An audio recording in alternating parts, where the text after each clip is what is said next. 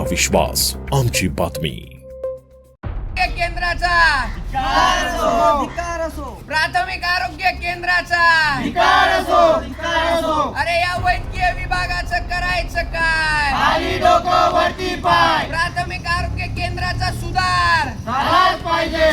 शिरपूरमध्ये आरोग्य यंत्रणा व्हेंटिलेटरवर असल्याचा प्रकार समोर आलाय. त्यामुळे आरोग्य यंत्रणेच्या ढिसाळ कारभाराविरोधात शिरपूर फर्स्टच्या तरुणांनी रुग्णासह रुग्णवाहिका थेट पंचायत समिती कार्यालयामध्ये आणत अधिकाऱ्यांना जाब विचारलाय. रुग्णालाच अधिकाऱ्यांच्या टेबलावर ठेवत कार्यालयाच्या बाहेर ठिय्या आंदोलन केलंय.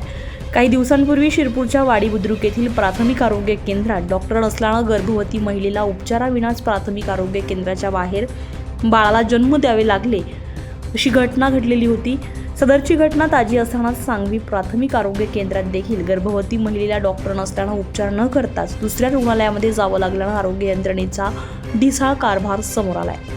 या आरोग्य यंत्रणेच्या ढिसाळ कारभाराच्या विरोधात शिरपूर तालुक्यातील शिरपूर फर्स्ट या संघटनेचे तरुणांनी रुग्णासह रुग्णवाहिका पंचायत समिती कार्यालयात आणत आरोग्य यंत्रणेचा निषेध नोंदवलाय.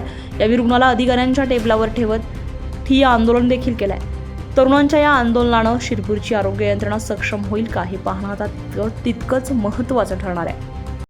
पासून शिरपूर तालुक्यातील प्राथमिक आरोग्य केंद्राचा ढिसाळ कारभार आपल्या सगळ्यांच्या समोर आलेला आहे. गेल्या काही दिवसांपूर्वी वाडी येथे प्राथमिक आरोग्य केंद्राच्या बाहेर जेव्हा एक गर्भवती महिला गेलेली होती तर तिथं डॉक्टर नसल्याने आणि कुणीही नसल्याने त्या गर्भवती महिलेला तिथून माघारी जावं लागलं आणि रस्त्यावरच बसस्टँडवर तिची प्रस्तुती झाली. म्हणजे एक प्रेग्नेंट महिला जेव्हा दवाखान्यामध्ये जाते तिला उपचार मिळत नाही, रस्त्यावर येऊन तिला त्या बाळाला जन्म द्यावा लागला. आणि ते होताच काही दिवस त्या घटनेला उलटलेले नसताना काल सांगवीमध्ये मोठा प्रकार घडला. तशीच एक गर्भवती महिला काल सांगवीला गेलेली असताना डॉक्टर तिथं नव्हते, कर्मचारी नव्हते, ॲम्ब्युलन्सचा मोठा घोळ होता. त्यामुळे त्या गर्भवती महिलेला तात्काळ ग्रामस्थांनी वेळेचा अभाव न बघता तिथून काढलं आणि तालुक्या सेंटरवरती पाठवलं. मग सुनील निकम, आपलं शासन, धुळे.